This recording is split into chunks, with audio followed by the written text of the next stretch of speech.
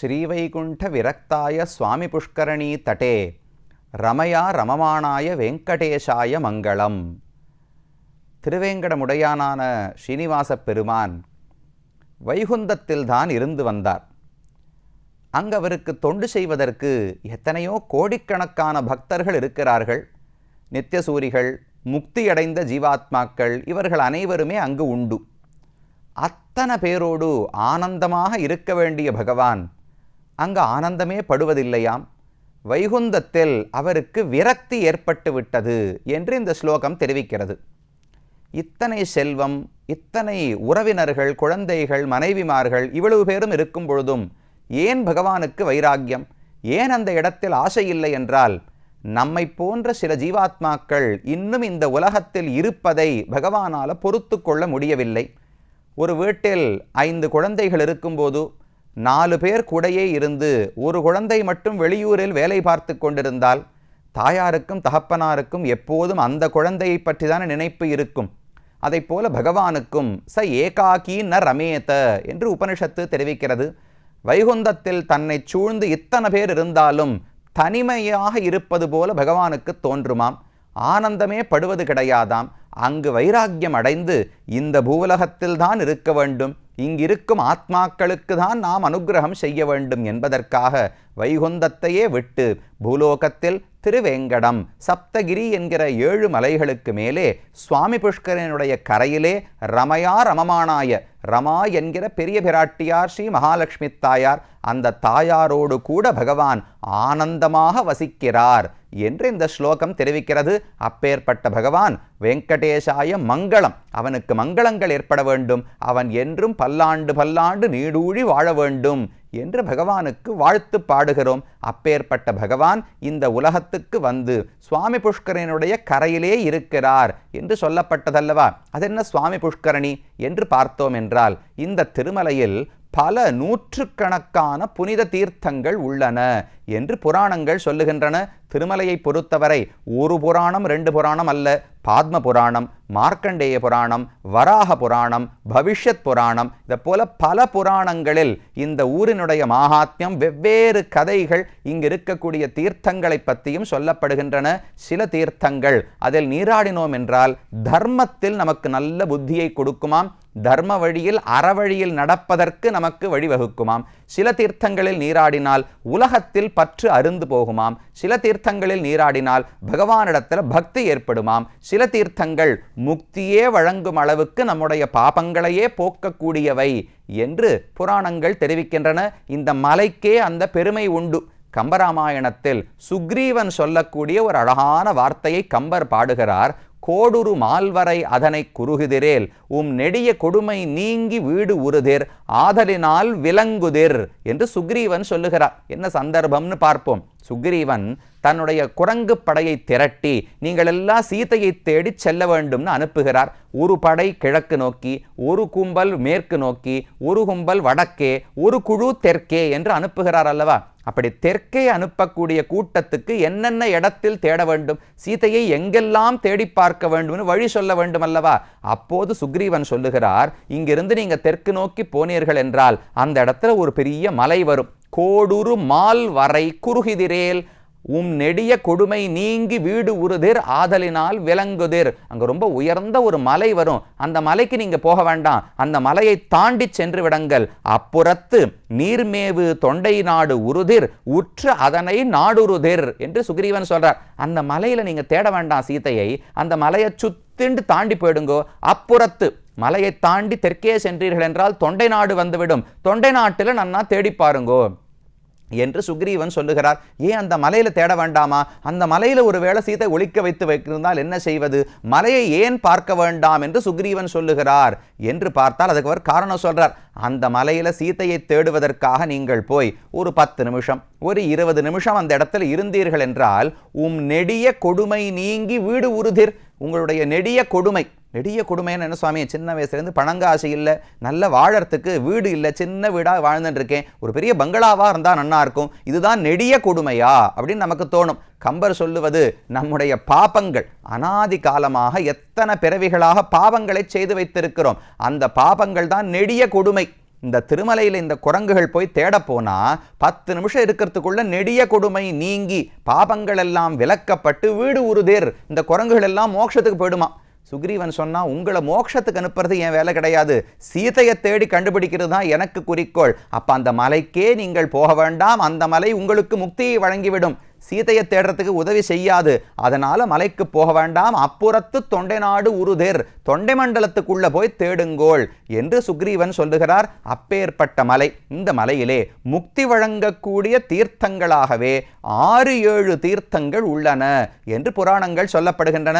சில புராணங்கள்ல 6 தீர்த்தங்கள்னு கணக்கு இருக்கு, சில புராணங்களில் 7 தீர்த்தங்கள் என்று சொல்லப்படுகின்றன. எவைன்னு பார்ப்போம். சுவாமி புஷ்கரணி, குமாரதாரா தீர்த்தம், தும்புரு தீர்த்தம், ஆகாச கங்கை, பாப விநாசினி, ராமகிருஷ்ண தீர்த்தம், பாண்டவ தீர்த்தம் என்று 7 தீர்த்தங்கள் புராணங்களிலே சொல்லப்பட்டுள்ளன. இந்த ஒவ்வொரு தீர்த்தத்துக்கும் ஒரு குறிப்பிட்ட நாள், வருஷ என்னைக்கு குளிச்சாலுமே புனித நதி தான், புண்ணிய தீர்த்தம் தான். புண்ணியம்னு சொன்னாலே புனாதி, நம்மை தூய்மையாக்கக்கூடியதுனால தான் புண்ணியம்னு பெயர்.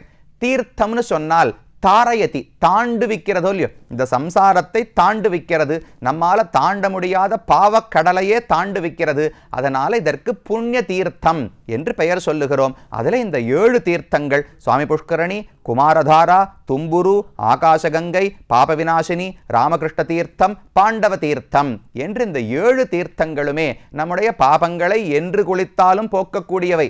ஆனால் புராணங்களில் அதற்கென்று ஒரு குறிப்பிட்ட நாளும் சொல்லப்பட்டுள்ளது.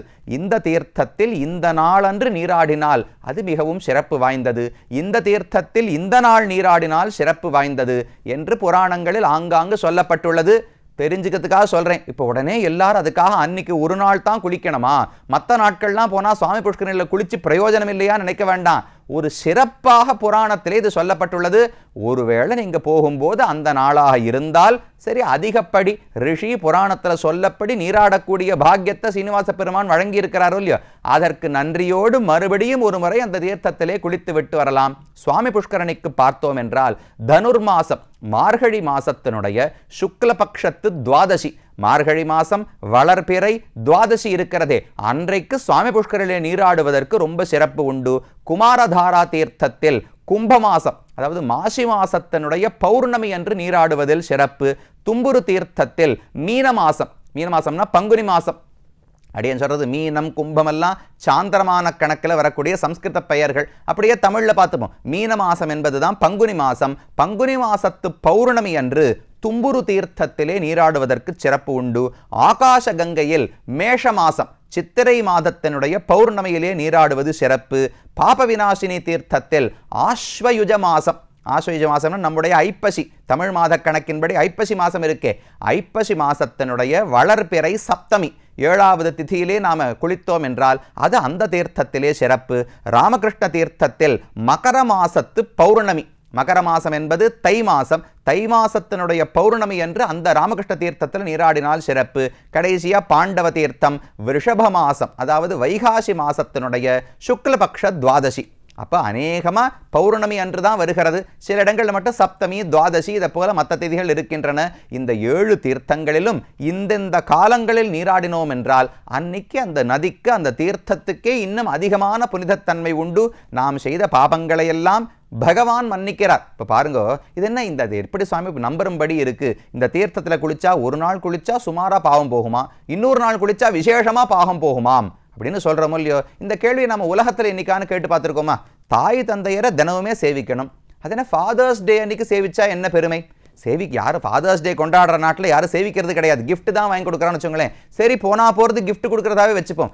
மற்ற நாள் கிஃப்ட் கொடுக்கறதுக்கும் ஃபாதர்ஸ் டேக்கு கிஃப்ட் கொடுக்கறதுக்கு என்ன வித்தியாசம்னால், ஃபாதர்ஸ் டே ஞாபகம் வச்சுட்டு அன்னைக்கு என் நினைவு வந்து என் பிள்ளை எனக்கு வாங்கி கொடுத்துருக்கான்னு அந்த அப்பா சந்தோஷப்படுவாரோ இல்லையோ?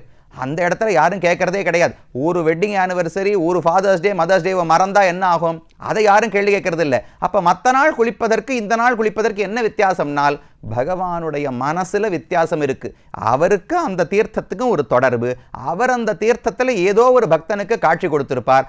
அது இந்த பௌர்ணமியாகவோ சப்தமியாகவோ துவாதசியாகவோ இருக்கும். அப்ப அந்த கதையை நினைவில் கொண்டு இந்த தீர்த்தத்துக்கு பகவானோடு தொடர்புண்டு என்று நினைவில் கொண்டு அந்த நாளன்று வந்து நீராடினோம் என்றால் அதில் பகவானுக்கு இன்னும் ஆனந்தம். தினமுமே தகப்பனார தாயார சேவிச்சா ஆனந்தம் தான். பிறந்த நாள் அன்னைக்கு போய் சேவிச்சா ஆசீர்வாதம் வாங்கினா கொஞ்சம் அதிகமாக ஆனந்தப்படுவார்கள் அல்லவா? அதானே உலகம் முழுக்க கடைப்பிடிக்கிறோம். அதை போல சில குறிப்பிட்ட நாள்களில் இந்த தீர்த்தங்களில் நீராடுவதற்கு சிறப்புண்டு.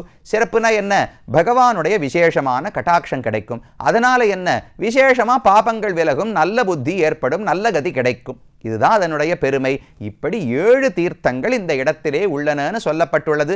அதில் முக்கியமானது நடுநாயகமாக இருக்கக்கூடிய தீர்த்தம்தான் சுவாமி புஷ்கரணி என்று வழங்கப்படுகிறது. பகவானுடைய திருக்கோவில், திருக்கோவிலுக்கு அருகிலேயே அமைந்திருக்கும் புஷ்கரணி. சொல்லப்போனால் இதுத்தபடி சொல்லணும், சுவாமி புஷ்கரனுடைய கரைகளில் தான் வராக பெருமானுக்கும் சன்னதி உள்ளது, அதே போல ஸ்ரீனிவாச பெருமானுக்கும் சன்னதி உள்ளது. 2 பேருமே இந்த கரையில் தான், தீர்த்தத்தினுடைய கரையிலேயே எழுந்தருளி இருக்கிறார்கள். 2 சன்னதிகளில் 2 எம்பெருமான்களும். இந்த புஷ்கரணிக்கு சுவாமி புஷ்கரணி. சுவாமின்னு சொன்னா உலகத்துக்கே தலைவன், உலகத்துக்கே சொந்தக்காரர். சுவாமினா சொந்தக்காரர் தானே அர்த்தம். உலகத்துக்கு சொந்தக்காரர் யாரு? ஸ்ரீனிவாச பெருமாள் தான். போற போக்கில் பார்த்தா எல்லாருடைய செல்வத்தையும் அவர் தான் வாங்கி தன்னுடைய உண்டியல்ல போட்டுக்க போறார். அப்போ உலகத்து செல்வம் எல்லாம் அவர்கிட்ட தான் இருக்க போறது.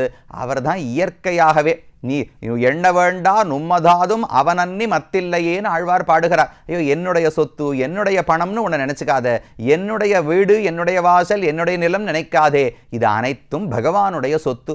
அவன்தானே சுவாமி. அந்த சுவாமியினுடைய புஷ்கரணி ஆனபடியால் சுவாமி புஷ்கரணி என்று இதற்கு பெருமை உண்டு. அந்த புஷ்கரணிக்கு அதற்கு தனி சிறப்புகள். 9 விதமான தீர்த்தங்கள் இந்த புஷ்கரணிக்குள்ளே கலந்திருக்கின்றனவாம். பொதுவாக ஒரு தீர்த்தம், ஒரு புனித நீர் என்று சொன்னோம் என்றால் அதுக்கு ஒரு சக்தி. ஒன்று, அது நரகத்துக்கு போகாமல் நம்மளை ரட்சித்து கொடுக்கும், இல்லையா செல்வத்தை கொடுக்கும், இல்லை நல்ல ஆயுஷை கொடுக்கும். இப்படி ஒவ்வொரு தீர்த்தத்துக்கு ஒவ்வொரு விதமான சிறப்பு பயனளிக்கும் சக்தி உண்டு. அதை போன்ற 9 தீர்த்தங்கள் இந்த சுவாமி புஷ்கரணியிலே கலந்துள்ளன தெரிவிக்கிறார்கள். மார்க்கண்டேய தீர்த்தம் நல்ல ஆயுஷை கொடுக்குமாம். ஆக்னேய தீர்த்தம் பாபங்களை போக்கும். யாம்ய தீர்த்தம் நரகத்துக்கு போகாமல் ரட்சிக்கும். வசிஷ்ட தீர்த்தம் பணம் விரயமாகாமல் தேவையில்லாமல் பணத்தை இழக்காமல் ரட்சிக்கும். வருண தீர்த்தம் நிறைய செல்வம் செழிப்ப கொடுக்கும். வாயு தீர்த்தம் கைவல்யம் ஆத்மானுபவத்தை கொடுக்கும். தன தீர்த்தம் செல்வத்தை கொடுக்கும். கலவ தீர்த்தம் பக்தி முக்தி முதலானவற்றை கொடுக்கும். சரஸ்வதி தீர்த்தம் ஞானத்தை கொடுக்கும். இப்படி இத்தனை பயன்களை கொடுக்கும் தீர்த்தங்களும் இந்த சுவாமி புஷ்கரணிலே கலந்திருக்கிறபடியால் இங்கு நீராடினால் எல்லா நதிகளில் நீராடின பலனும் கிடைக்குமா. மார்க்கண்டேயர்னு ஒரு ரிஷி இருக்காரு, அவரை பத்தி வாமன புராணத்தில் ஒரு சரித்திரம். அவர் ஒரு முறை எல்லா நதிகளிலும் நீராட வேண்டும்னு ஆசைப்பட்டாராம். பிரம்மாவிடத்துல போய் எனக்கு அது ஆயுசு கொடுன்னு கேட்டார். உன்னால் அதெல்லாம் முடியவே முடியாது, சுவாமி புஷ்கரணிக்கு போ, அங்கு நீராடினாய் என்றால் இத்தனை தீர்த்தங்களின் பயனையும் நீ அடைந்து விடலாம் என்று தெரிவித்திருக்கிறார். அந்த பெருமை இந்த சுவாமி புஷ்கரணிக்கு உண்டு. அப்ப வைகுந்தத்தை விட்டுட்டு இந்த ஊருக்கு வரணும்னால் எவ்வளவு பெருமை இந்த புஷ்கரணிக்கு இருந்திருக்க வேண்டும். சுப்பிரபாதத்தில் இந்த புஷ்கரணியை பற்றியே ஸ்லோகம் உண்டு. ஸ்ரீ சுவாமி புஷ்கரணிகா ஆப்ளவ நிர்மலாங்காக ஸ்ரேயோர்த்தினோ ஹர விரிஞ்ச சனந்தநாத்யாக துவாரே வசந்தி வரவேத்திர ஹதோத்தமாங்காக ஸ்ரீ வெங்கடாச்சலபதே தவ சுப்பிரபாதம் என்று பாடுகிறோம் அல்லவா.